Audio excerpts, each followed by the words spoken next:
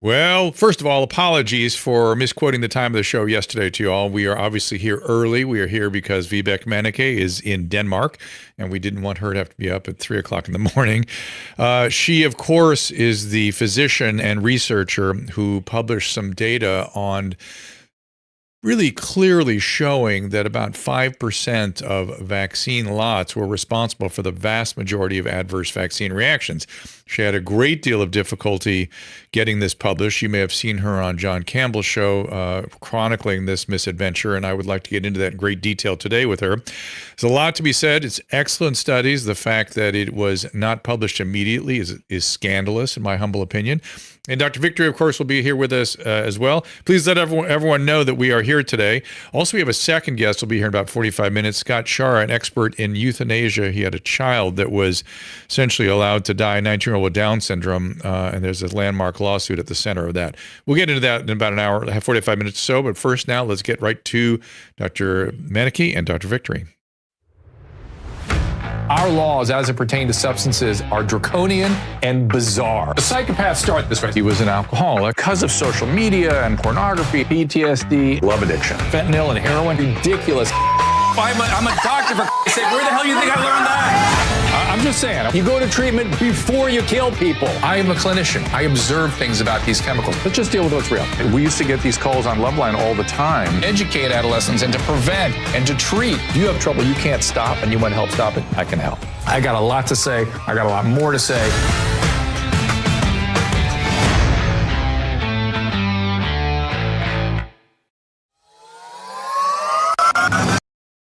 I suspect you've seen Susan and I gushing over Paleo Valley products. We love the taste and how well they fit into a paleo-based nutrition regimen. They're delicious, and we use them for travel all the time. But there's more. We are huge fans as well of Paleo Valley's grass-fed bone broth protein. It comes in 3 flavors, unflavored, vanilla, and chocolate. It's a powder you can add to really anything. We add it to coffee literally every day. Smoothies, baked dishes, just hot water, dissolves really easily. The bone broth protein is made with 100% grass-fed and finished bones that are free from pesticides or antibiotics and are slow simmered to extract as much collagen as possible. As we age, collagen breaks down. That's what wrinkles are. And research shows that there are significant benefits to adding a collagen source in your diet. I don't think it's too much to say it's changed our lives.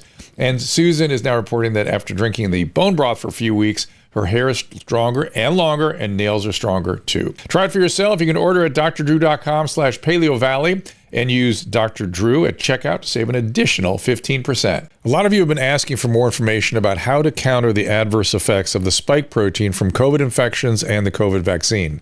The spike protein is not your friend. Let's just say that. So I'm glad we have the wellness company Spike Support Formula as a sponsor, especially since renowned internist and cardiologist Dr. Peter McCullough, who's also chief scientific officer of the wellness company, is one of its champions. There's some very intriguing research around nattokinase, which might be a way to take on the spike protein. Listen to this. So start, if you would, with talking about nattokinase, how you got to that and where you see its application. So with the viral infection or the vaccines, the spike protein stays within the body, and it's found in the heart, the brain, the vital organs, and is causing problems. The Japanese have been using this for heart and vascular disease now for 20 years. It's safe. It is a form of a mild blood thinner that it dissolves the spike protein nearly completely. Spike Support Formula is the only product on the market containing nattokinase, dandelion root, and a host of other antioxidants, all showing promise in helping you protect yourself and your family. To order this unique, specially formulated supplement, go to drdrew.com/TWC.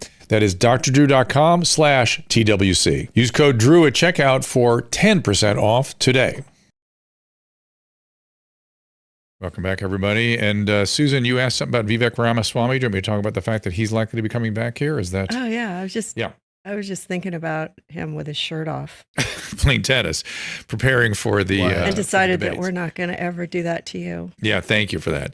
But in any event, he is coming back in for another interview, and I have maybe a special guest to join me on that interview. We're sort of working on Although that he right looked now. fine, but it's just sort of a branding thing. If he wants to take his shirt off, he should take his shirt off. Yeah, who cares? I'm tired of everybody telling everybody how to behave. I'm very, very sick of it. I liked it. And to that point, I believe I have a comrade in arms as it pertains to please let people speak and behave as they will. Dr. Vibeke Manniche is a Danish physician, a PhD, author of over 35 books. 34 years she has focused on epidemiology, rare diseases. She's spoken widely against lockdowns, which is maybe why she was pilloried when she attempted to publish a peer-reviewed journal called The Batch-Dependent Safety of the BNT16B2 mRNA COVID-19 Vaccine, which eventually was published in the European Journal of Clinical Investigation. You can follow her on Twitter. I'm going to spell spell her name because it's Danish, and I apologize for my foppishness. MANNICHEVIBEKE. I think I did that right. MANNICHEVIBEKE. You can follow her also on Instagram at the same, and she is vibekmanniche.dk if you want to see her website. Later on the show, as I said, Scott Schara is coming in here. It's a whole other topic we'll get into, but that's going to be 45 minutes at least from now. But let's bring in Dr. Manniche. Welcome. Thank you so much for joining us. And thank you for having me. Thank you very much. So I think many of my audience saw your actually outstanding interviews with John Campbell, where you chronicled your struggle to get these papers published, and you went through the data carefully with him, and it's rather compelling. I may let Dr. Victory get in the weeds a little bit about that. I want to step back a couple of giant steps and ask, what do you think is going on here? I'm very concerned about our medical publications and the editorial process there. I've never in my career seen medical literature, only go one direction. It's usually a back and forth until you arrive at a consensus of things. So what do you imagine is going on, having been through the gauntlet with this? I wish I could, because it's a very important question, to ask. From my point of view, it's been the last 3.5 years has actually been totally crazy. Because as you said yourself, we have been used to have, the scientific articles will go this way, that way. You would have the scientific debate, and you wouldn't have, or you wouldn't expect to have censorship. And just like literally on a date, when the whole world was closed down, it kind of brainwashed a lot of the population, also our colleagues, at the scientific journals. And then at that minute, it was what were expected to be, what could you publish? I mean, look at some of the articles, studies you had, like in New England Journal of Medicine. And it was literally embarrassing what kind of studies they made come through. Every study, which was, a big hooray for everything against COVID-19, everything which was for the vaccination. Literally, it was like they didn't have the peer review any longer. They just said, oh, yes, just keep it coming. But anything which was at least a little critic, they would censor it. And we felt that ourselves, because when we found these data or had data, we thought, well, this is so major news. So, of course, we would go to the big ones first. And we realized how immense the censorship was. And so I wish I could explain, because you and I and Dr. Kelly, we have all been, our whole way of being doctors has been always look at both sides. What's pro, what's against, be careful, what is most important, do not harm, and all that. And suddenly it's like, no, there's just one side of the coin. There's no flip side. There's no discussion about side effects, whether there could be side effects. It was literally like hit you from above, and then everyone should just be clapping their hands. Also the doctors, the colleagues. And I think that has been very depressing, and also very, very disillusioned, because I would have expected that, peers, colleagues would be much more awake, would keep their critical sense, would say, okay, that's fine, that's the pros, what's the cons? But you just forgot everything about cons. It's depressing, but I wish I had the explanation. The disillusionment is sort of deep in me as well. As Kelly and I often say, we now are contemplating things that in the past we'd been completely dismissive of, and now we're at least open to a conversation about it. But what one of the I know we're crazy in this country, but it's so odd to me that the entire international thank you. And the entire international medical world seemed to go the same way, or at least the Western world. Is that the new world of the internet and social media? Is it have our governments changed? How medicine is practiced changed? Is there something that was happening here that we weren't really aware of? I thought it was in this country that so many physicians were employees. That seemed to be a really serious impact on all this, because doctors were afraid to speak up. They didn't want to lose their job. They just shut up and did what they need to do. Interestingly, the surgeons didn't do that so much, because surgeons, nobody can interfere with their improvising when they're in a surgical field. They're very used to making their own decisions and just doing what they need to do. But the internists and the whole medical side was all completely cowed by this. It was caved. But it seems something much more than that was afoot. And then we have, on top of that, we have the World Health Organization seemingly, I don't want to say enjoying this, but capitalizing on it and continuing to move in that same direction as though this were a good thing. What are your thoughts on that? Well, first of all, I think that, if you have asked me before the whole pandemic, whatever we call it, started out, I would have expected that some of my colleagues, which are professor and this and that, I would have expected that they would keep being critical. They would know that, as I said before, it has a flip side, what's pros and cons. And when something happened, like it was, I can only call it a brainwash, really, that everyone was like, oh, this is terrible. This is something's going to happen. Oh, please help me. Oh, is there vaccination? Thank God for that. It was like people forgot to think themselves. It was like people forgot what we have. My whole learning has been always think, okay, that's fine, but what are the side effects? What are the costs? What is pros and cons? Yeah. How can you get the treatment to work? But what are the side effects? Or will the side effects kill the patient and so on? And suddenly that just disappeared. And I think there has been many reasons for that. There has been a wish of power from the government, from the Biden administration, the Trump in Denmark, from our governments. There's been a wish of power. There have been a huge amount of money, on stake on this. See Pfizer's and how their stock went, and the other mRNA products and so on. So I think there has been a lot of interest, also financially, in this, which has kept it going.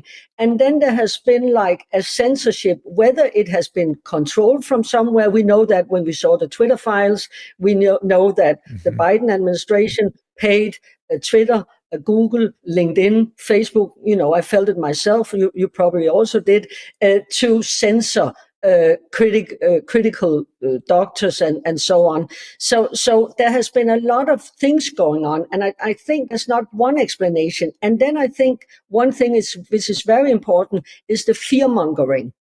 Like if you're afraid, then you will do whatever the government tells you to do. And they were very brave, also the press, to make people afraid. It was like, at least in Denmark, now you should be afraid, or you should be even more afraid, or saying, oh, be afraid. So it was like everything was this fear-mongering. And fear-mongering makes people walk in one direction. That's my explanation. I don't have any other. I just keep, I have all kinds.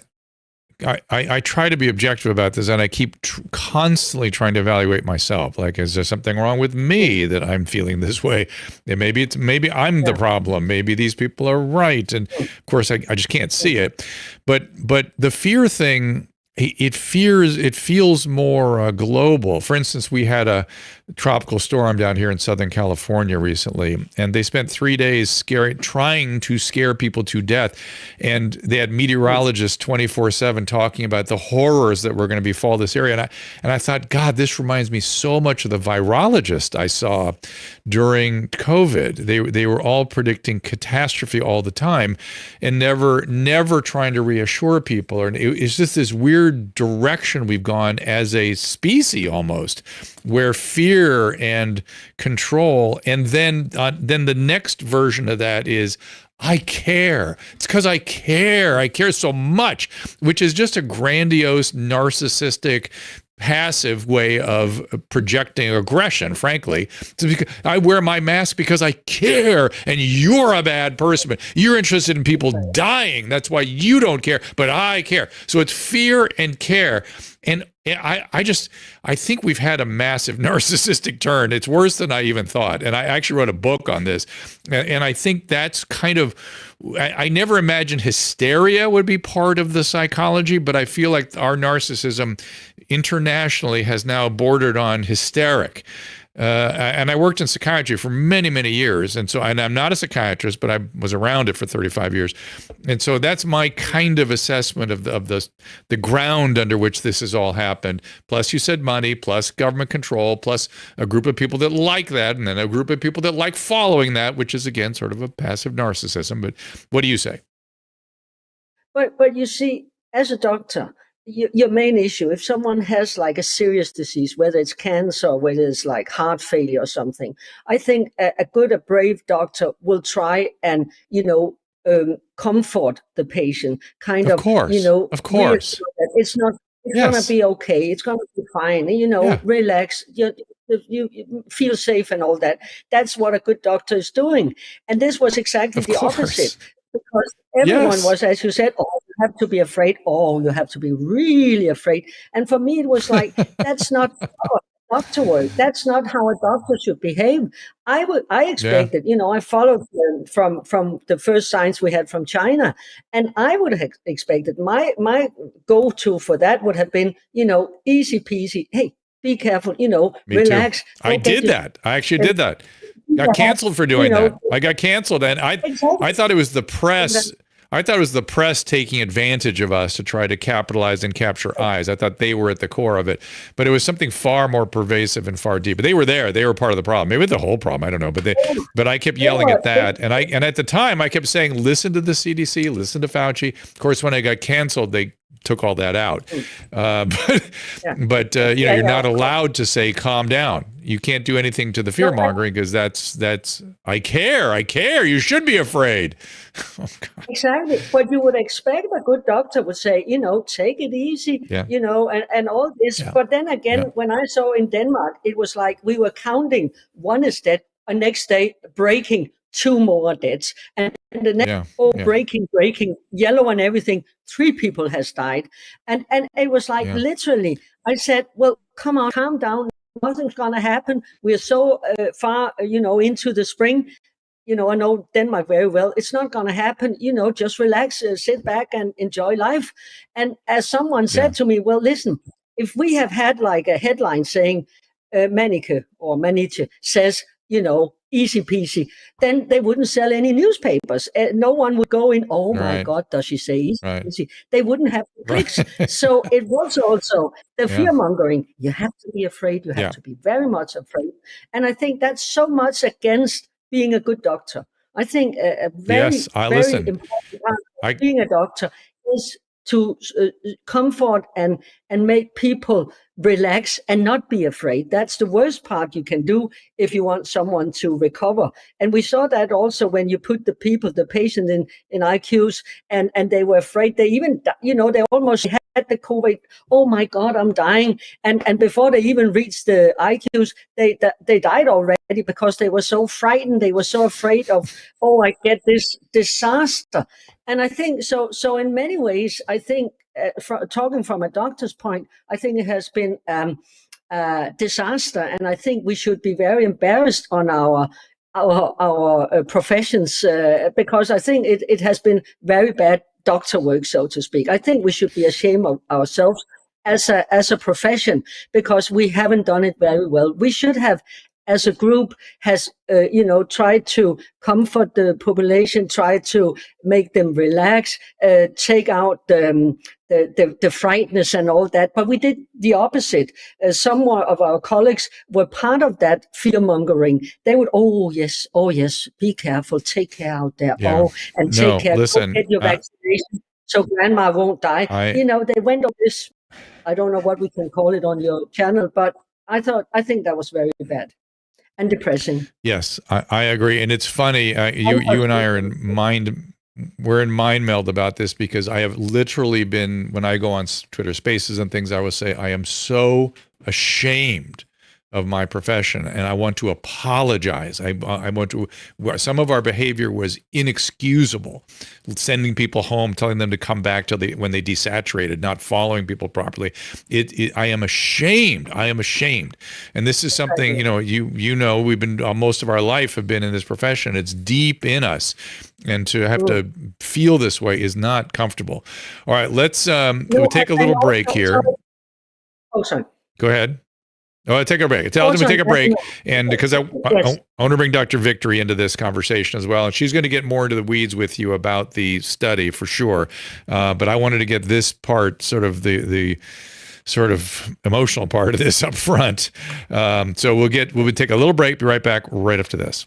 I want to share with you a teeth whitening system that goes beyond merely enhancing your smile. Primal Life Organics Real White Teeth Whitening System offers convenience and rapid results without harsh chemicals. Light, blue light for whitening, red light for gum and oral hygiene, and you can just do both if you wish. Works naturally, promoting gum healing, tooth remineralization, gives you a brighter and a healthier smile. Again, no peroxide involved. Consistent usage yields remarkable results. Take this opportunity to transform your smile and at the same time, optimize your oral health. Aim for 5 times a week for the best outcomes. Discover more about this remarkable teeth whitening system and other products at drdrew.com/primal today. That again is drdrew.com/primal. Be sure to use that link for 60% off. drdrew.com/primal. Do it today for 60% off. There are 3 steps to great-looking, glowing complexion in the summer. Of course, apply sunscreen, stay hydrated, and use the amazing skincare products from our friends at Genucel. Most retinol creams are not recommended for sunlight, but Genucel's Ultra Retinol uses a powerful plant extract retinol. It's an alternative called bakuchiol, which helps the skin stay hydrated, smooths out fine lines without harsh side effects, and it is safe to use outside under your sunscreen. Genucel works so well, you can see the results in this unplanned live moment on our show when the Redness Repair Cream repaired my skin in just minutes right before your eyes. And Susan and I love Genucel so much, we created our affordable bundles at up to 72% off of our favorite products at genucel.com/Drew. And just for the summer, every subscription includes a customized summer spa gift box absolutely free. I know I'm a snob about the products I use on my face. Everybody knows it. Every time I go to the dermatologist's office, they're just rows and rows of different creams. And then when I get to the counter, they're overpriced. All kinds of products that you can all find at genucel.com. See what's in our bundles. Get ready to show off your summertime skin. Go to genucel.com/Drew. That's genucel.com/DREW. Genucel.com/Drew. And remember to use the code Drew at checkout for extra savings. Some platforms have banned the discussion of controversial topics. If this episode ends here, the rest of the show is available at drdrew.tv. There's nothing in medicine that doesn't boil down to a risk-benefit calculation. It is the mandate of public health to consider the impact of any particular mitigation scheme on the entire population. This is uncharted territory, Drew. Dr. Victory, I hope I set this up properly for you. So here you go. Absolutely. Thank you. And Dr. Manniche, thanks so much for joining us. I've really been looking forward to this conversation with you. I am going to get into the weeds specifically about this issue of variability with the mRNA batches. But before I do, I just want to amplify what you and Drew were talking about. You and I share a common background in public health. And to be clear, there is absolutely no legitimate role for the employment of fear in managing public health. You know that, I know that, Drew knows that. But we now have the evidence that this was not only done because we witnessed it, but we have the documents now from the FDA, the CDC, multiple advisory boards where they talked about leveraging fear, leveraging the hype, amplifying it, really optimizing on fear. I think it's despicable. It's absolutely unconscionable, and the people who did it should be held to account. So to be clear, fear does not play a role in medicine. Education does. We are there to educate people, to compel them with legitimate, things that they may end up finding fearful. If you tell somebody, if you smoke cigarettes, your risk of lung cancer is exponentially increased, they may find that fearful, but that is a fact. We're educating people and helping them to make better lifestyle and life choices. So I truly find this absolutely despicable that they did it. This quote, this was one from Peter Daszak, where he's talking about the hype. The word hype, I find just chilling. The idea that they're acknowledging, the word hype means nothing other than amplifying and really trying to make people believe that there is more to be concerned about than there really was. And as I said, I think despicable is the word that applies here. Now, changing gears, with regard specifically to this issue of variability within the vaccine batches. This is something that I reported on from the very beginning, and it was based largely on what we were seeing clinically. We were trying to come up with why is it that we are seeing these huge differences with regard to vaccine response. Some people, obviously, many people got the vaccine and had nary a symptom. They did fine. And we had other groups of people who had horrific side effects, including clearly, death and lots of other problems in between. So why we were seeing this huge variability. And early on, there was a website that I'm sure you're aware of called How Bad Was My Batch? Where you could actually go and enter not only the brand, Moderna or Pfizer or J&J, what brand of vaccine you got, but the actual lot number, and look up and see how many adverse events were associated with that lot. So I was aware of that.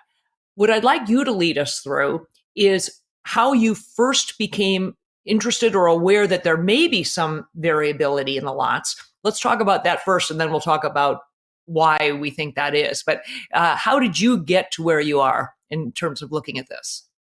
Well, we are a group, we are a group of 3 authors. We have one statisticians, and that's me, and then there's a professor in cardiology. So we are a team of 3 of us.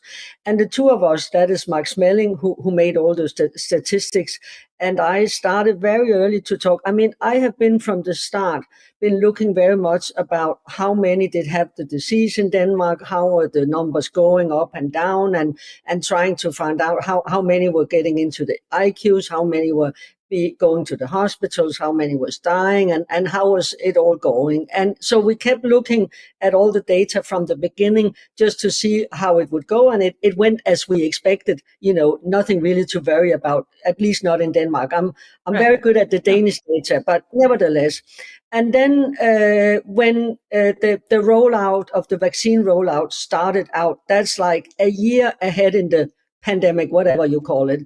And it was like, all right, listen, we know already at that time that, people weren't dying all over the place. They weren't like, SARS-CoV-2 and there they go. So we knew already that it wasn't that, fearful. It wasn't that deadly a virus, and especially not for younger people, especially not for, healthy people and so on. So at that point, it was like the whole pressure from the Danish authorities and the Danish government was not only go and get your vaccination, but also the people who choose not to be vaccinated was being harassed, and they tried to make life difficult for people who were not vaccinated, and they tried to get someone to stigmatize them and so on. And then we started to think, all right, you have an experimental injection. Going back to what we talked about beforehand, usually you would go and talk about what's the pros and what's the cons, what's the cost of this, like literally money-wise, but also your risk and what do you gain, all that discussion. And it was like, this doesn't make sense. It's an experimental injection. It hasn't gone through all the usually projects, time, how you do a new product. It was like literally within 3 months, it was with a technique which beforehand has been tried to been used for HIV, and they have been working on that technique for many years without even, succeeding. And suddenly in 3 months, it's there. So we started to think, all right, one thing, should you vaccinate everyone? I mean, I never felt that there was a reason for vaccinating everyone, and even less with an experimental injection. But nevertheless, and then, as you said yourself, there came some, what can you call it, trends, like from VAERS in the States. We saw some people who made kind of said, will there be a batch difference? We had the vice president from Pfizer saying in a Nature article, which really frightened me, like, we are building the airplane while we're flying. And I was like, what are you talking about? Are you changing the product along the way? And then I had some colleagues which were doing the vaccination, like a practitioner and so on. And they started, as you said yourself, to talk about, it was funny, not funny, but it was odd that like someone became very sick, very close to the vaccinations at some of the elderly homes, like people were literally dying within few days after. So there was these signs. And then we said, all right, let's look into the data, because I've, like all my life, been looking into data, to facts, to the epidemiology. And I'm curious. It's not like I expect something to happen, and if it doesn't look like I want it to do, I just move around on the numbers. I keep an open mind, like saying, oh, well, thank God if it's safe and sound. But it turned out, when we looked into these data, that there was a difference between the risk of getting side effects, and this is reported side effects, whether you have this batch or that batch.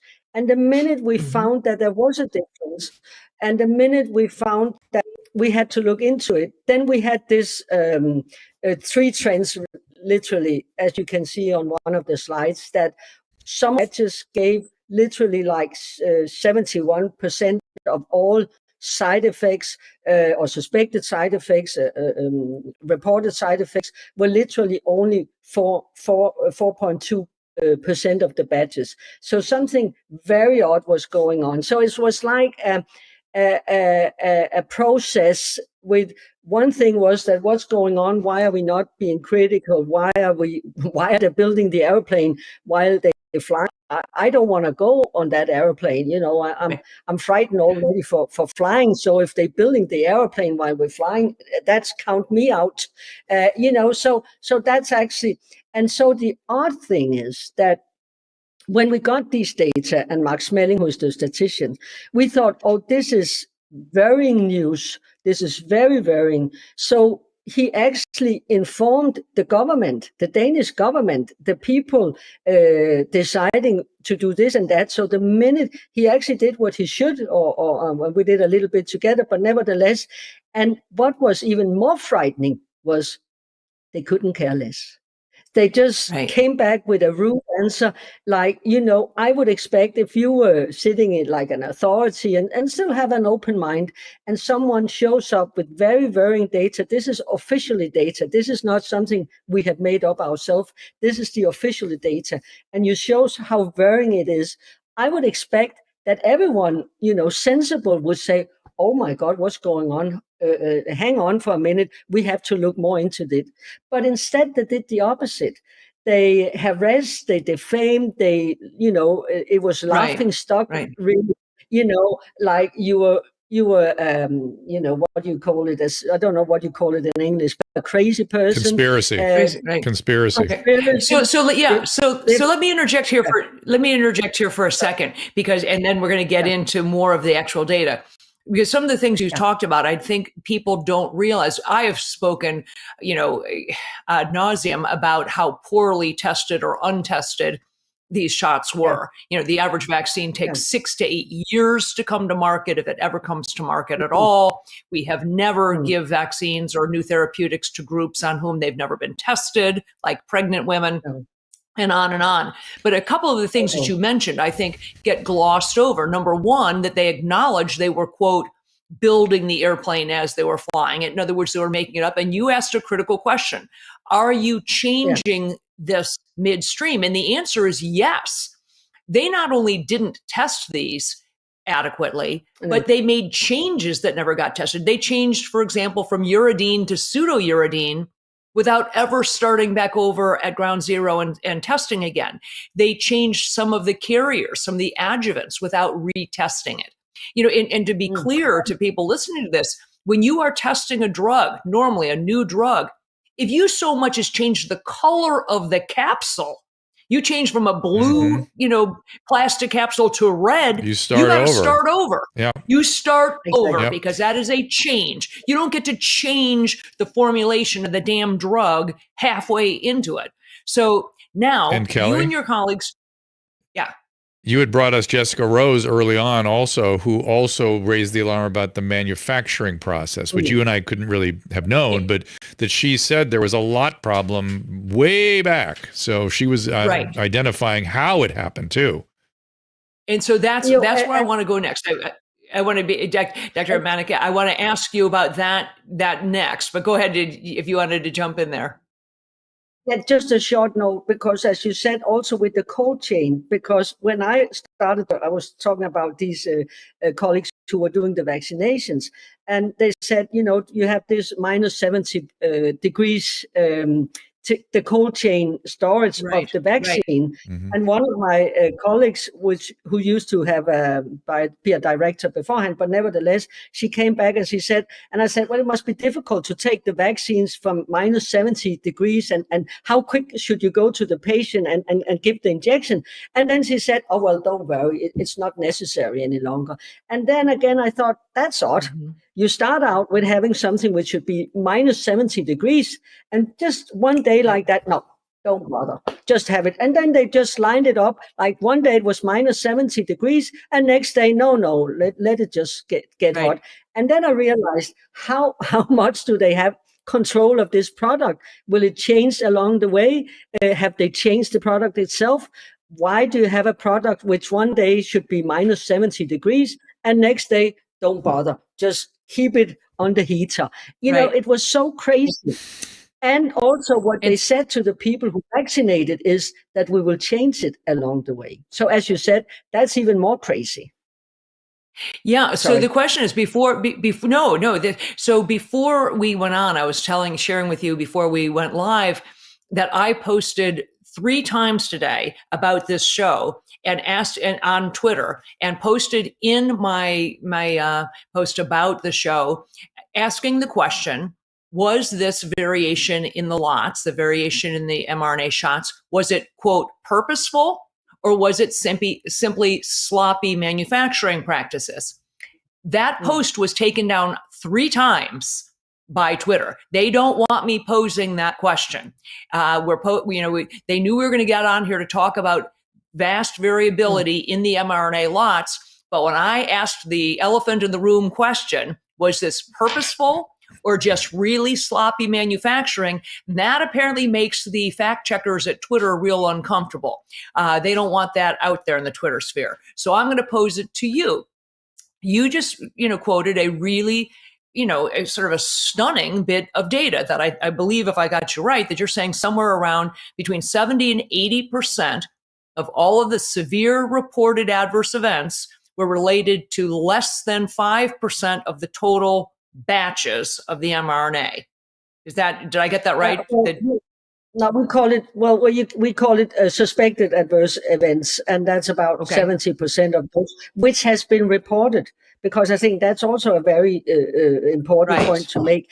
This is the tip of the top of the iceberg, because there's a huge amount of underreporting of the side effects. So this is and that goes for only 4.2% of the batches. So you have what we call the blue batches, or the bad batches. You have some batches which literally gave many more side effects, less serious, but many more side effects, also death, than some of the other batches.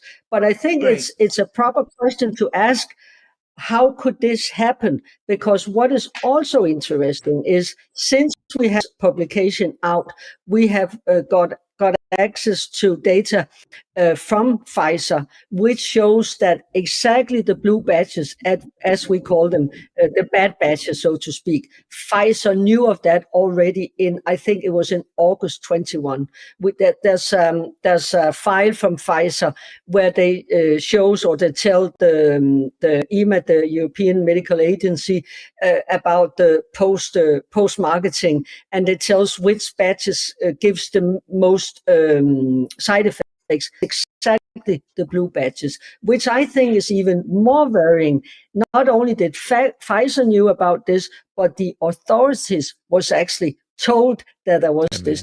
And that makes me even more worried, because they knew that. They not only because they could make up the data themselves, and that's why you have a pharmacovigilance system where you look into the safety, but they actually have the report from Pfizer itself, which shows that they knew that about the batches. And that makes me even more worried, because I'm like, why didn't the public get these informations? Oh, so Drew and I spoke in the past with both, he mentioned Dr. Jessica Rose, who had done some deep analysis of this early on, as well as Sasha Latipova, who also reported on the variability in the different batches. So the question is, if you look at those, quote, blue batches, as you reference them, that were well known by the manufacturer to be, quote, bad batches or associated with the adverse events, do we know in what way they were, quote, bad? Is it because they have higher concentrations of the mRNA? Is it because they have higher concentrations of the lipid nanoparticles? Is it because they have a contaminant of some other sort, or are they contaminated with something else? Do we know what is it about those particular batches that has caused them to be, quote, bad? I wish we had the answer, because what we know after we had the publication out is that before we published the data, we asked the Danish Serum Institute, as it's called, and the Danish Medical Agency, if we could have which batch been given at what time. And at that time, they denied us these informations, so we didn't know if the batches were the early batches or the later batches. But after the study came out, they actually went out and said that the blue batches were the early batches, which makes sense in the terms of Pfizer saying that we're building the airplane while we're flying. So the blue batches are actually the first batches which was given in Denmark to the population. But whether it was a product problem, whether it was the transportation, the storage, the way of injection, the injection, we don't know. This is like a safety signal, really. So what I would have expected was that the authorities took this serious and said, well, this is very worrying. We have to look into these batches and try and see if we can find a difference between the bad batches, as we call it, or the blue batches, which gave so many suspected adverse events, to the ones in the yellow ones, which hardly gave any reported suspected adverse events. So I would have expected that they would say, we have to look into these batches, give us the batches, let us check the product, whether it's the product, as you said, or maybe it's more than one explanation that we don't know. Right. But we know now that the blue batch was the batches given in the start. And because you don't have to have just... Go ahead. Finish your thought. No, that raises another very important question, because you see a timeline where it starts with the blue batches, which gives many more side effects than the batches giving along the way, later on. But that, I think, raises a very important question, and that is, well, if the side effects changes and they obviously change the product or the product line, whatever, the logistic, they change to something. What about the efficacy? So, if the side effects drop like that, what about the efficacy? That's a proper, doesn't work at all. But when they have changed something. You don't have to have a modicum of experience in manufacturing to know that there should not be batch to batch inconsistency. If you're making something as low tech as, bags of M&Ms that have 5 colors, every 1,000th bag, they tear it open and they make sure that there are an equivalent number of red and green and blue and yellow M&Ms in the bag. Certainly when you're talking about a biologic, like an mRNA injection, you would hope that the vaccine manufacturer would be making sure that there was batch to batch absolute consistency, not only with the amount of mRNA, of course, the amount of nanoparticle, and the stability of the mRNA, which is known to be a relatively fragile compound. So it sounds like, so we now know that there was at a minimum, there was gross sloppiness. The best I can give them was absolute incompetence, abject incompetence, and an willful negligence with regard to manufacturing practices. That's the best I can give them. That's a guess. Of course, we don't know. We can just see that there's this bad safety signal. But I must admit, I've been watching the Senate hearing in Australia, and I've seen how they have answered both from Pfizer and Moderna. And I've been like, are that literally the best people they are putting on the stand? Like, is that the best answers? So I must admit, and also what we have experienced here with some of the press in Germany and the answers they give. And I'm like, are you kidding me? Is this the best card you're having? So yeah, maybe some of it is shocking. Maybe it could couple be quick things. Simply from me here real quick. We're going to have to wrap up, Kelly, in about 10 minutes or so with Dr. Manniche. But I have this quick question, which is anything about those side effects you were documenting in the blue group? Were they more intense? Were people more likely to die of whatever these side effects were? Was there cancer mixed? What was in that mix? Well, in that mix, there was a bigger amount of serious side effects, as you said, and death is, of course, the most serious part. More deaths and more serious side effects, more serious neurological heart attacks, heart failures, and so on. So there were more of the serious side effects. But what worries me is that these has been reported in a very kind of close timeline to when people had the vaccination. Like, I get the vaccination today and tomorrow I get a heart attack. And I'm like, all right, that could be a connection. But what worries me now is that people may get cancer or may get, heart failure later on, maybe a year or two, because we have had in Denmark and many other European countries excess mortality since May 21. And I'm worried that some of people who may have had the blue badges and get cancer, brain tumor in a young age where they shouldn't, get brain tumor, get cancers in a young age, or get heart failures and that. And I'm worried that, less people will think, oh, well, I had the blue badge, or I have this or that, or the doctors. And that's why I'm saying to my colleagues, please be aware if you have like an odd story, like if you've been a doctor for many years and you know your field, then you know when something odd, this is unusual. If you have someone, patients where this history is unusual, go and look to the badge. Could there be a connection?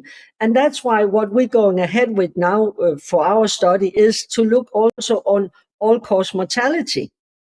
So, I'm not saying that would be but you could expect that now this is like January 21. So it's more than 2 years ago we started vaccinating. Will there be a different all-cause mortality, not only from, straight up with the vaccination, but just all causes? And we try to get those data. But what happens is, because of the censorship, suddenly we can't get the data. The doors are closed. They won't let us have the data. And I think that's an important. You're Terrible. quite right that cancer is going to be the lagging indicator. We are already seeing a significant increase in cancers, as you said, in age groups in which we would not previously see them. For example, colon cancers, advanced colon cancers in people in their 30s and early 40s, very aggressive multiple myeloma, lymphomas, leukemias in people in their 20s and 30s. We're seeing cancers in a distribution that was previously not seen. But I agree with you, whether people will connect those dots, because if you don't find out for a year from now, will somebody go back and relate it to vaccination status? So I think, and then the last question I would ask Drew before, absolutely, we should be looking at those data. We should be looking. We should try and get those data and see, will there be a connection? Will there be a batch dependency? Let's say in aggressive breast cancer, colon cancer, and so on. And by the way, I would think that would be a relief for the vaccine companies and for the governments and for the people who've been vaccinated if there was a marked difference between people who got these bad batches, so to speak, and everyone else, and all the adverse events. We can watch those people more carefully and feel more comfortable about everybody else. We'll be fine. Exactly. I mean, what's the problem? So exactly. But you're not expected to, you're not allowed to have that. And that's why we want to look into these data, because also it could be that there isn't any difference. It could be that, we know now that since Pfizer has confirmed our data, we know that our data are right. But it could be that that's it and that's that. That was just side effects in the start and nothing more to come for after that. Well, that would be also reassuring. So I think that's what it's all about, is to look into the data with an open mind, but you have to be allowed to look into the data. And as it has been with the censorship, and now where we feel that we're not allowed to get the data, that worries me even more. Have you gotten any, has your government or the authorities just in general, since the publication of your study, have you gotten any more attention drawn to it? Are they willing to actually say, wow, there's something that we really should look into? No, but well, we have got that attention that they won't give us the data. So that's the difference. They have kind of slammed the door, so to speak, and try and make it very difficult for us to get the data. Although, we should have the data, but that's one thing. But what is odd, literally, is that this study has been going while, literally also through Twitter and like shows like yours and other John Campbell and so on. And when you look out of, you have this score, 24 million research articles, 24 million articles. Our article is number 426 most read articles ever out of these 24 million, which shows the big interest. And despite of that, none of the mainstream media in Denmark, it's a Danish study, no one has mentioned it. They don't even dare to mention the study. So that shows the immense censorship, where it's like, well, at least try to understand or try to maybe call us names, but at least try to look into these data, which has such a huge attention all over the world. But what they do is sip it. Like, the censorship is still so immense, you're not allowed to talk about this. And then you're going back to where we started. I think that is so bad doctor work. I mean, it's so embarrassing for our profession that this is actually happening. And it's so embarrassing that our colleagues are not going into this fight for, free speech, also for science, because it's free speech. There's no free speech for scientists the last 3 years. Yeah. No. And then if there's no free speech, then there's no science. And I think this is a perfect place to leave this conversation. And I'll let Kelly thank you, because I interrupted her thanks, but I want to thank you as well. Yeah, I just thank you So so much. I appreciate not only you joining us, but your brilliant work in bringing this to the attention. They can try to bury it, Dr. Manniche, but they can keep trying to bury it. But it is there. It is published. We know about it. Our viewers now know about it, and that it will go viral whether they want to shut it up or not. It's important, and the more they refuse to give you the data, the more you are directly over the target. And we are obligated to expose it. So thank you again. And I hope you'll come back and give us an update when you have more, if you ever get access to the data, so we can really try to understand the reality, the truth I'm of sure what we happened. will get the data. They can't keep the data away from us. So eventually we will get the data. And I think we have to, I think now it could sound like this is a depressing thing, but I actually think I'm very happy that we ended up having it published because, all the other journals said no. So I think on a happy note, so to speak, I think we should appreciate that it actually has been published. It has been peer reviewed. Yeah. Someone tried to get it retracted. They didn't manage, So I think we should end on a happy note saying, well, at least it's out there now, and we are spreading the news and people are getting the information, and that's how it should be. Absolutely. Great. And we thank you so much, and hopefully we'll talk to you very soon. Yes, we will indeed. Thank you very much for having me. Thank you. Thank you. Thank you. Thank you. Dr. Vibeke Manniche. Again, you can follow her on Twitter at Manniche Vibeke, Manniche Vibeke, and also same name, Vibeke Manniche, on Instagram and .dk for her website. Kelly, I'm going to bring Scott Schara in just a second here. Do you want me to let you go so you can get on with your stay? Yeah, and I'll just do that interview myself, and I'll report. No, you want to be in on it? Okay. As I say, let's start. I've got another 12 minutes, so I'd at least really like to say hi to Scott and hear his story. You're messing with my OCD and anxiety, so let Kelly introduce him. Let's do it. So Scott Schara is a recognized expert and commentator on euthanasia and dangers of incentivized healthcare. He is the father of Grace, who was a 19-year-old with Down syndrome whose death is at the center of a landmark lawsuit against St. Elizabeth Hospital, Ascension Health. And he's going to tell us about that and other warning concerns about this is a really interesting topic, incentivized healthcare. Welcome, Scott Schara. Well, thanks for having me. Welcome. Thanks for being here. Thanks for having me. So tell us what happened and how you got into this, unfortunately. Right. Well, that's a great question. I was just a dad that owned a business, and I had a healthy distrust for the government, but I was not awake to anything.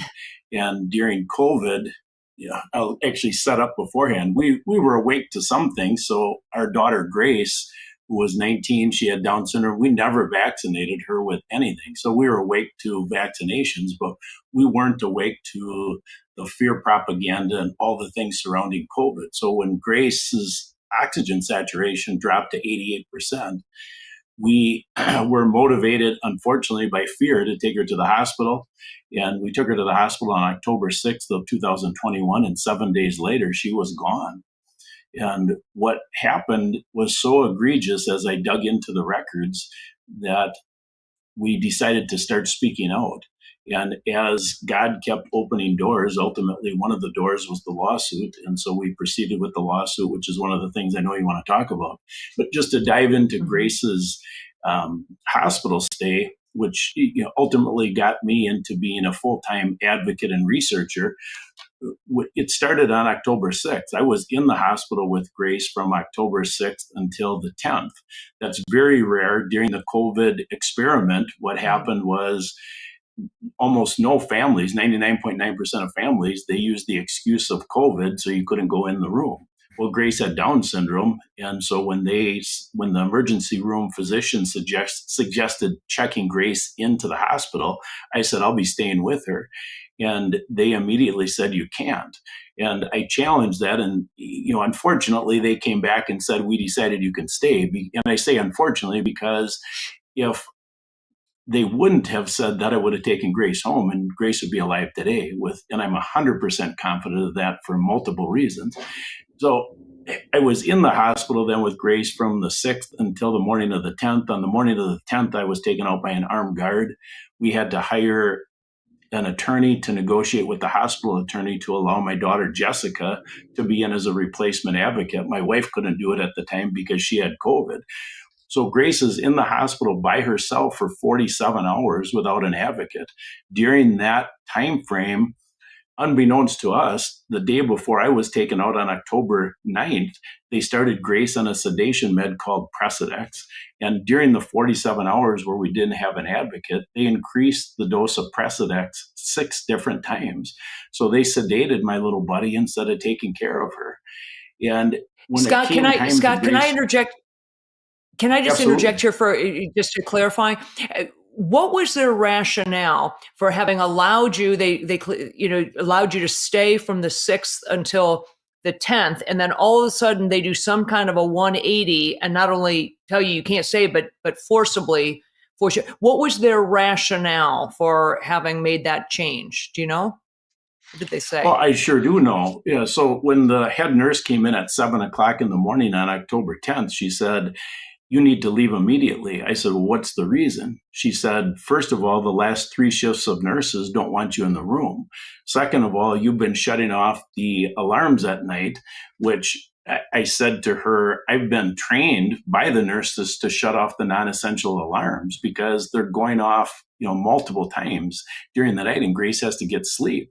And then third, she said, "We suspect you have COVID," which that's a complete joke because they're the ones who told me I'm going to get COVID while I'm in the room with Grace. I said, "That's fine. I don't care. I need to be with my daughter."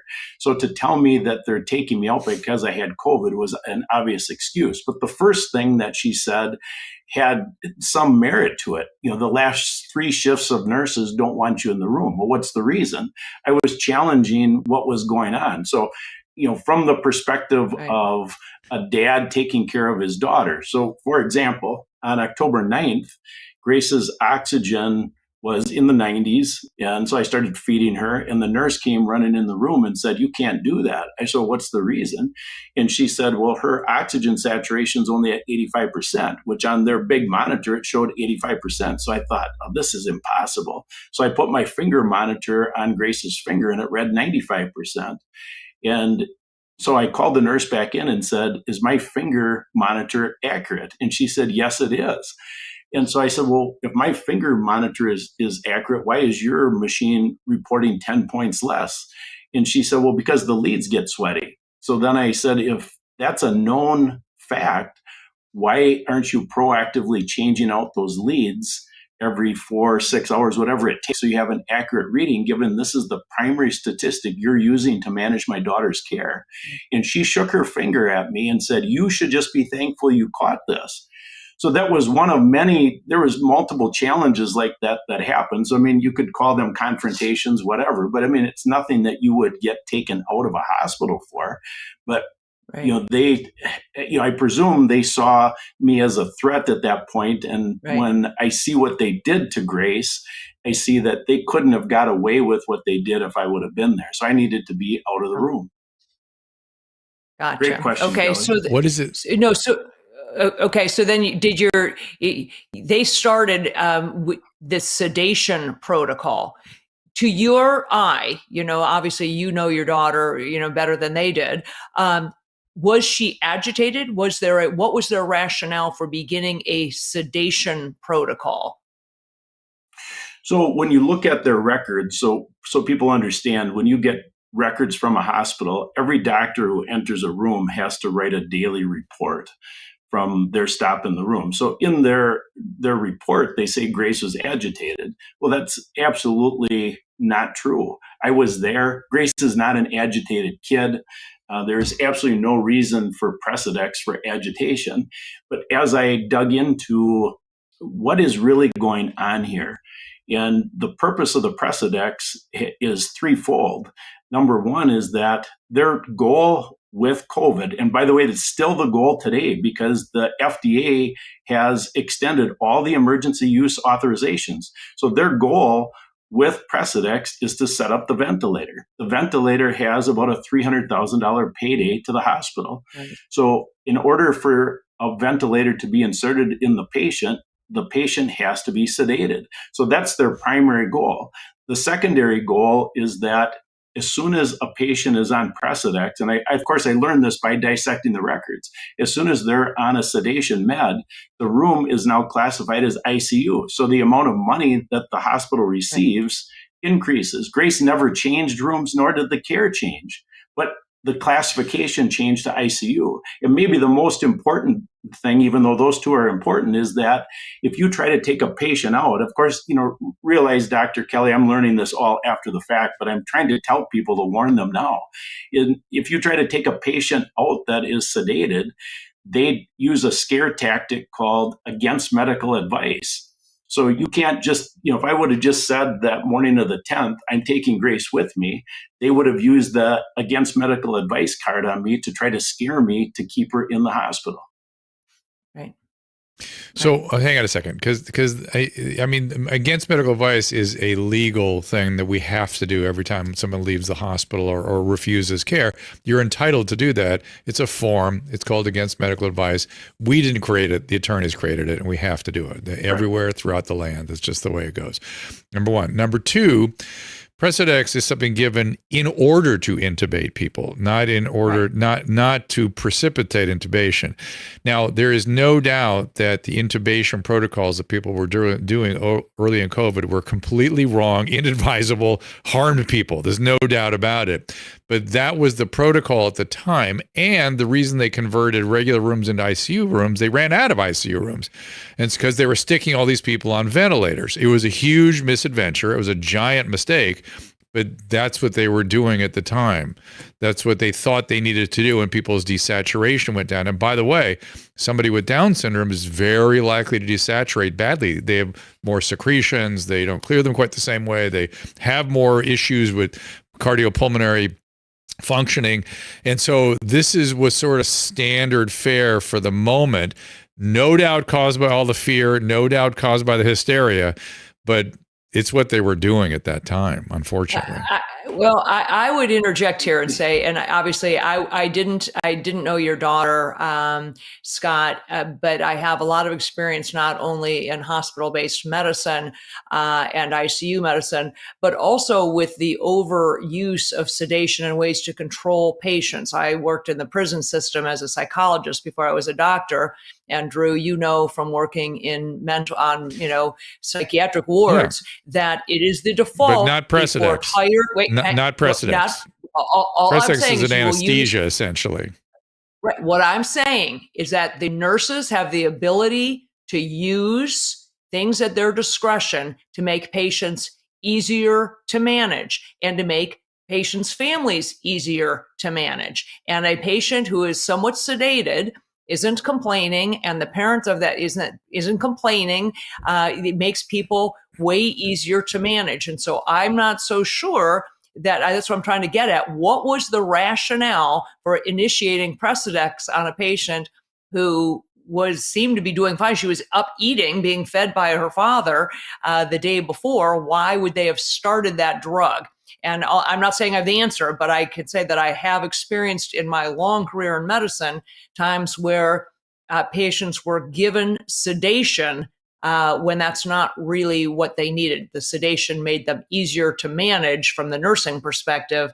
It wasn't something that was medically indicated.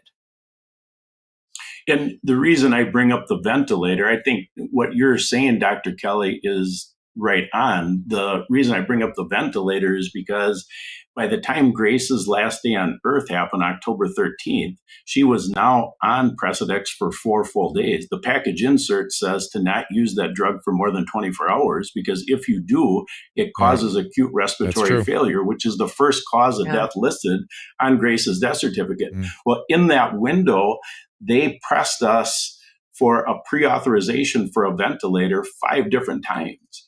And we rejected that push 5 different times because we studied ventilators, live.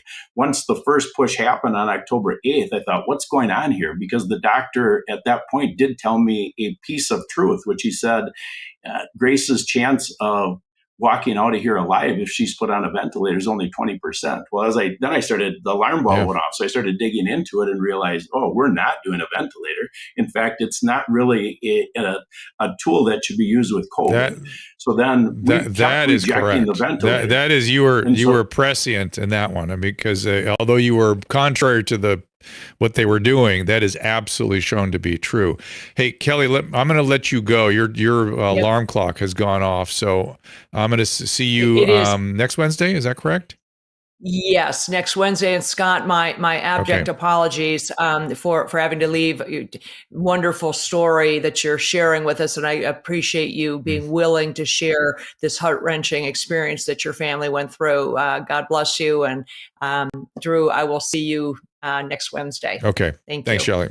Thank you. Got it. Thank you. But Scott, I'm being a little pushy, but pushing back a little bit, because you have a very important story to tell, and I want to make sure the emphasis is in the right places, because the reality is you were well ahead of the medical profession. You were well within your rights to question what these treatment protocols were.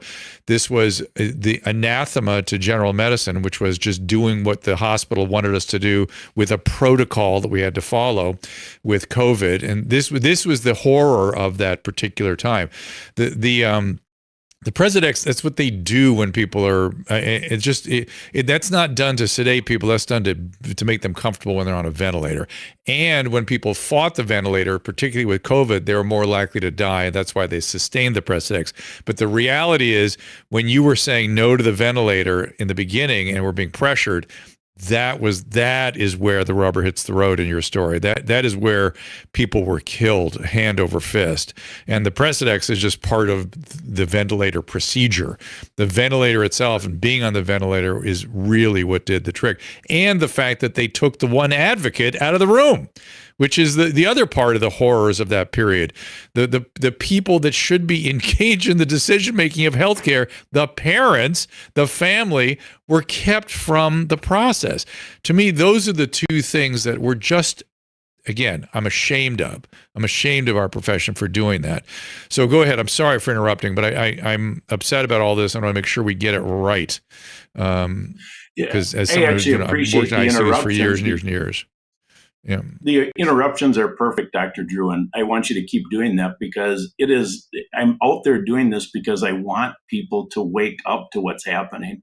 And if we can capture your questions live, it is by far the best way to do it. So as we progress now into Grace's last day, and when I sorted through the details of her last day, it's really what got me to the point of realizing that Grace wasn't just killed. It wasn't just medical malpractice. I started calling it murder in April of 2022.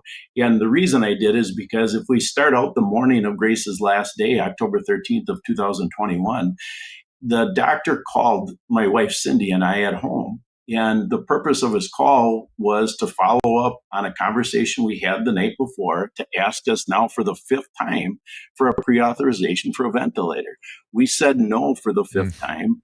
And he immediately switched gears and said, Grace had such a good day yesterday. Now, this was in spite of being sedated for 4 days already. And we knew she had a good day because our daughter Jessica was with her. So he said, she had such a good day yesterday. Let's work on nutrition. At this point, Grace is malnourished because they wouldn't let us feed her, which was one of the challenges that, I didn't go on that detail before, but that was one of the challenges that I had for the nurses. That why can't I feed her? And there's multiple levels of that. But ultimately, he says, let's get her out of bed. Let's work on nutrition so she can get out of here in the next several days. So my wife and I not only agreed to a feeding tube in that conversation because that's what he recommended. We're still trusting the white coat. Well, we find out that before he told us that we should get Grace out of bed, about an hour before, they strapped Grace down to the bed and made her defecate in the bed. While we were on the phone with him, he approved increasing Presidex to the maximum allowable dose. Simultaneous with hanging up the phone with him, he put an illegal do not resuscitate order on Grace's chart. And Oh, that that's was not only good. 8 minutes after increasing the Precedex to the maximum allowable dose. So my suspicion is they thought the Precedex was going to take Grace out because of the dosage, but it didn't. So now they combine Precedex with lorazepam and morphine in a 29-minute window. That's the thing that got me to realize that Grace was murdered, because for that to happen, the doctor had to order the meds. The pharmacist had to sign off.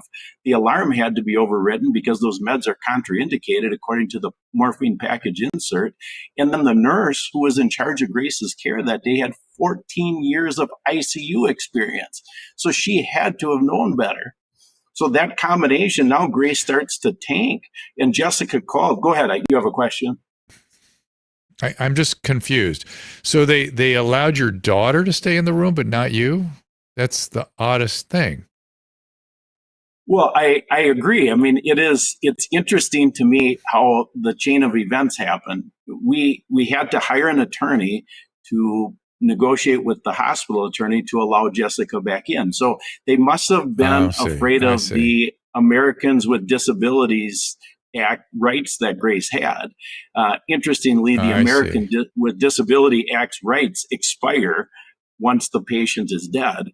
But our attorney brought that up to the hospital attorney, and then they negotiate. I mean, what are you negotiating for? But they negotiated an agreement to allow Jessica in as the replacement advocate. But the entire time there's no informed consent, so we don't know what they're doing. And you look at the records and you see that med combination. Well, then what happened next? Just to finish the story, Jessica called us and said, "Dad, Grace's numbers are dropping like crazy." I said, "Get the nurses in." And she said, "I have been trying."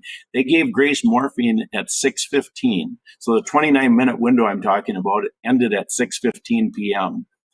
No doctor or nurse came in the room to monitor Grace or anything after the morphine was given. Jessica begged them to come in. "She's getting cold. Take a temperature."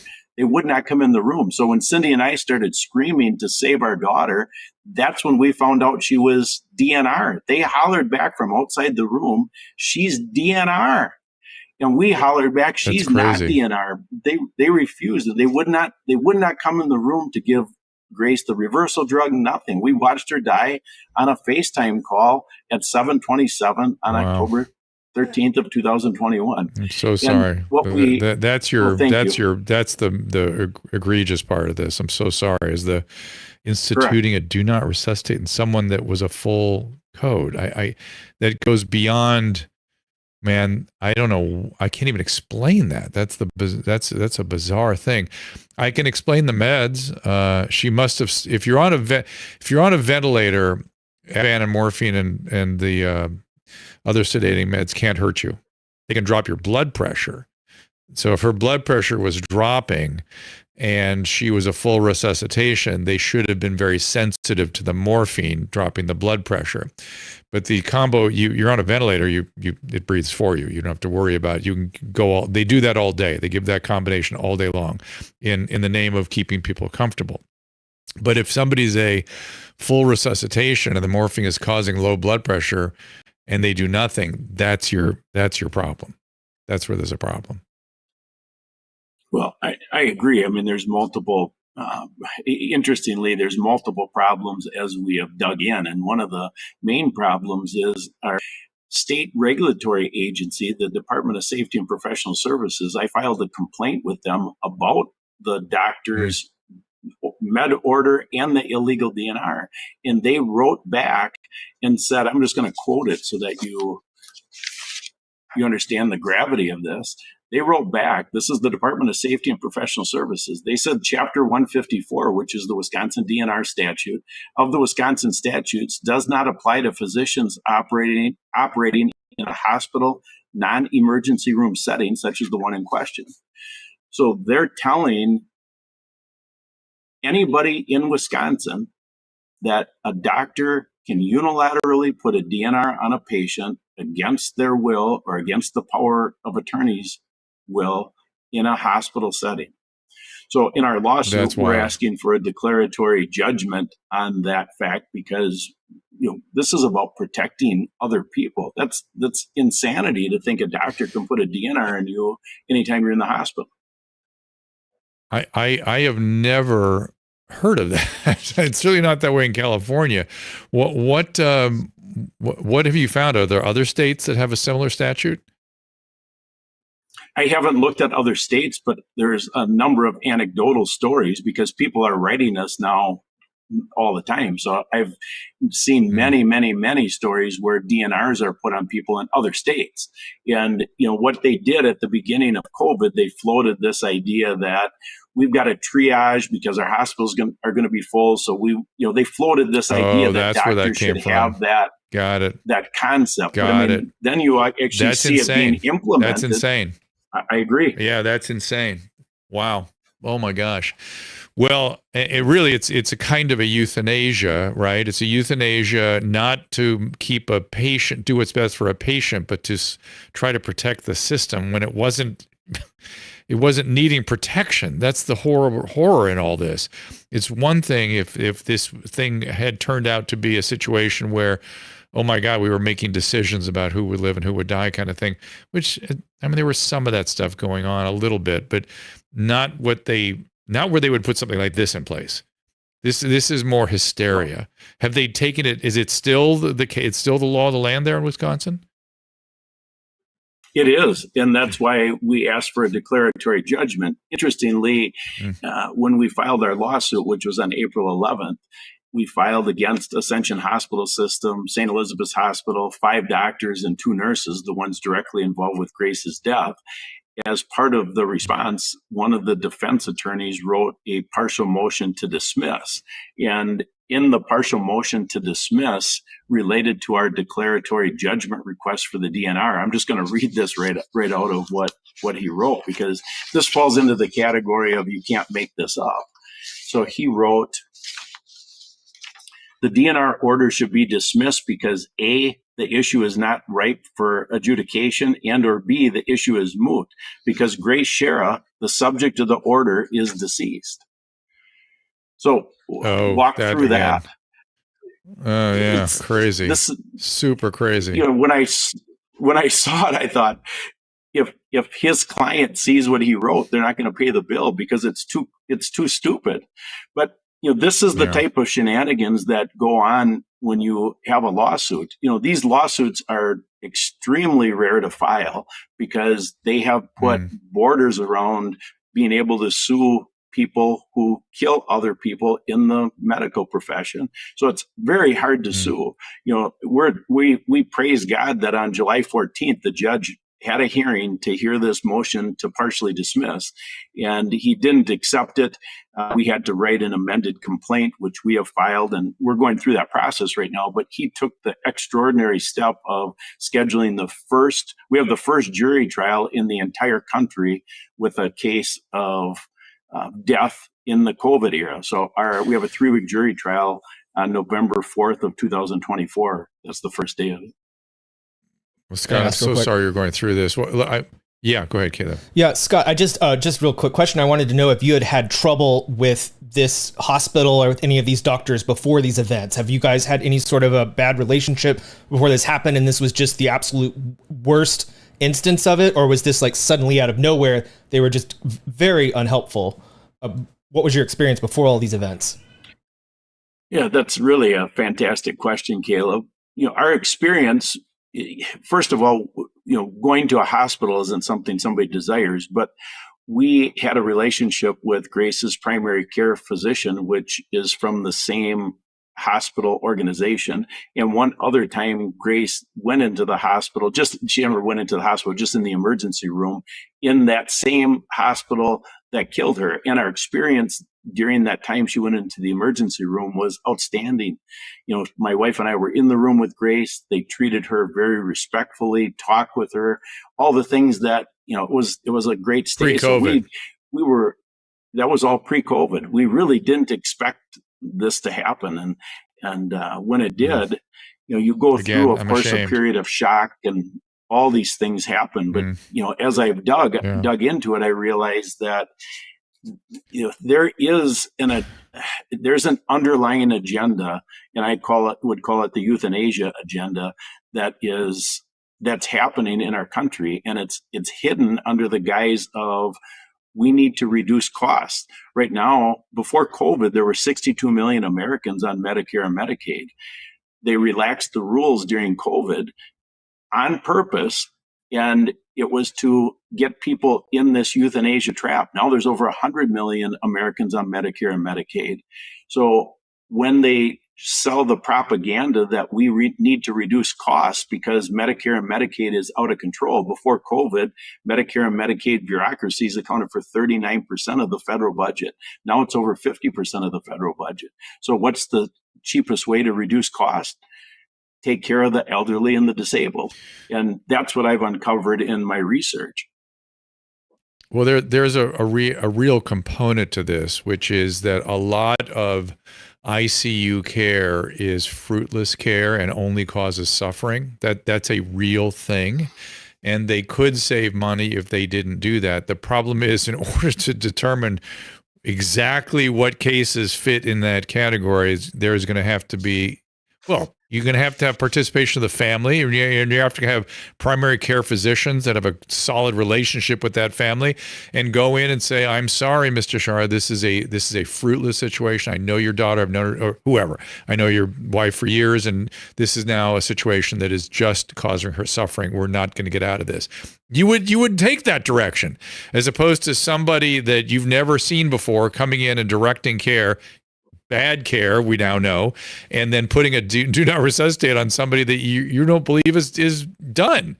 That's the part that is just, you're right. I mean, they're trying to do this, and there's a real component to it. There's reality there that they are unduly, unnecessarily causing suffering in ICU patients. But boy, if this just becomes a bureaucratic sort of a blanket, a lot of people are going to be killed. Quite literally, just the way you're concerned, just the way what happened to your daughter.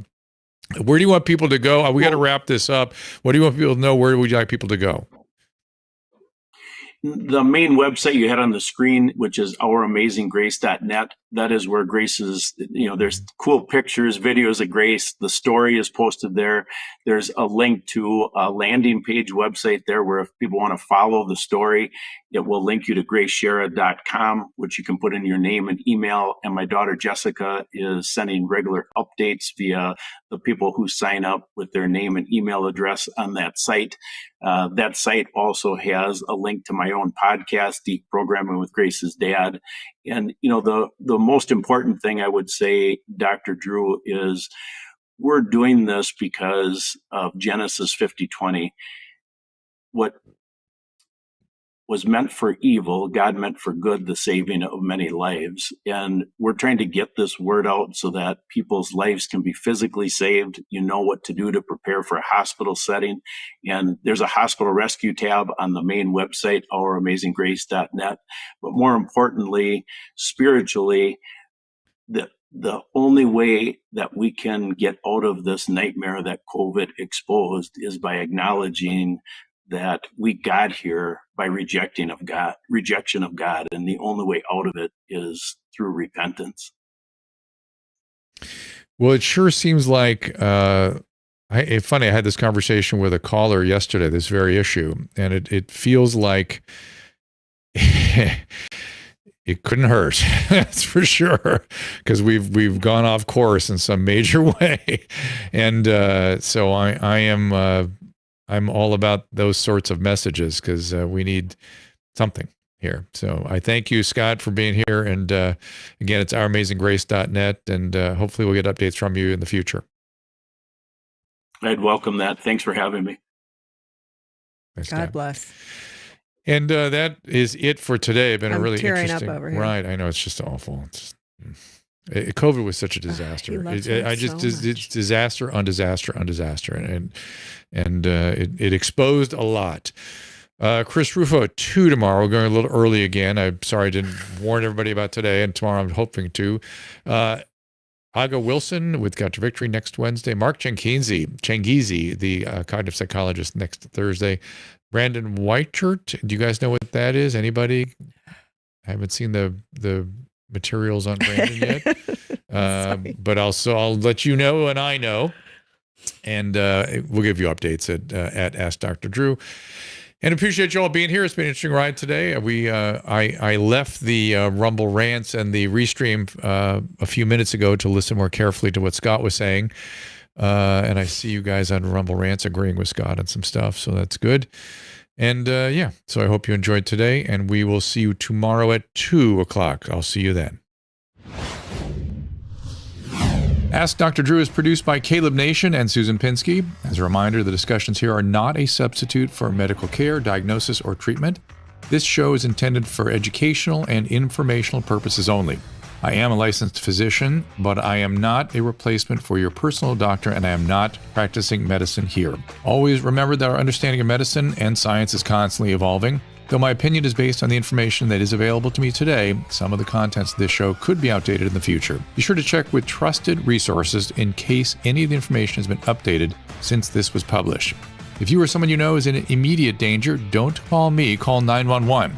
If you're feeling hopeless or suicidal, call the National Suicide Prevention Lifeline at 800-273-8255. You can find more of my recommended organizations and helpful resources at drdrew.com/help.